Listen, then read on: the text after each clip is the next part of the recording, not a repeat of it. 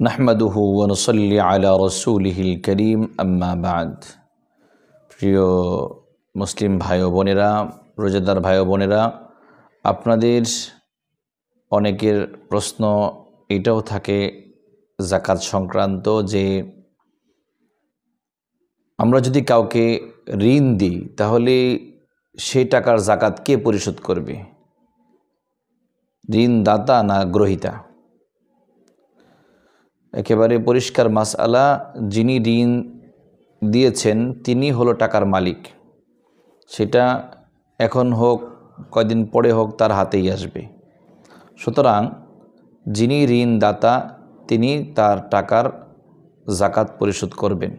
মূল কথা হলো যিনি টাকার মালিক তিনি এটা পরিশোধ করবেন।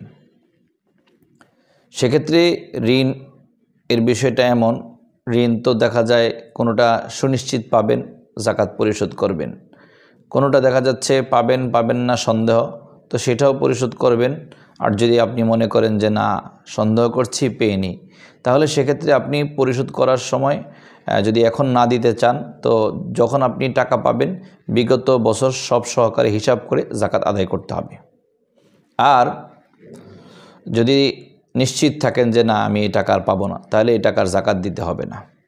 আরেকটা বিষয় হলো এখানে যে আমরা অনেকে দেখা যায় অ্যাডভান্স দিয়ে থাকি, সেই দোকানের অ্যাডভান্স, বাড়ির অ্যাডভান্স, ফ্ল্যাটের অ্যাডভান্স, কত কিছু দিয়ে থাকি। তো এই যে অ্যাডভান্স দিয়ে থাকি, এই টাকাটা কার মালিকানায় যাবে, এর যাকাত কে পরিশোধ করবে? তো এক্ষেত্রে যাকাত পরিশোধের বিষয়টা হলো যিনি টাকার মালিক তিনি পরিশোধ করবেন।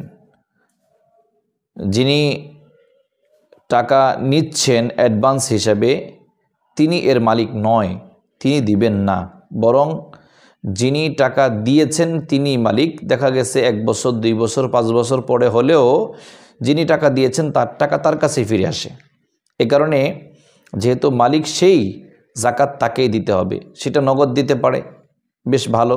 আর যদি মনে চায় যে না নগদ দিব না, যখন টাকা আসবে হাতে তখন দিব, তো হ্যাঁ তাও পারে। তবে যখন এমনটা করবে যে একসাথে দিবে বা টাকা আসলে হাতে দিবে, তাহলে বিগত কয়েক বছরের হিসাব করে প্রত্যেক বছরের যাকাত ওই সময় পরিশোধ করতে হবে। আল্লাহ রাব্বুল আলামিন আমাদের সকলকে এই গুরুত্বপূর্ণ মাসআলাটি বুঝে যাকাতের সব বিষয় আমাদের উলামায়ে কেরামের সাথে পরামর্শ করে যাকাত ঠিকমতো পরিশোধ করার তৌফিক দান করুন। আমিন।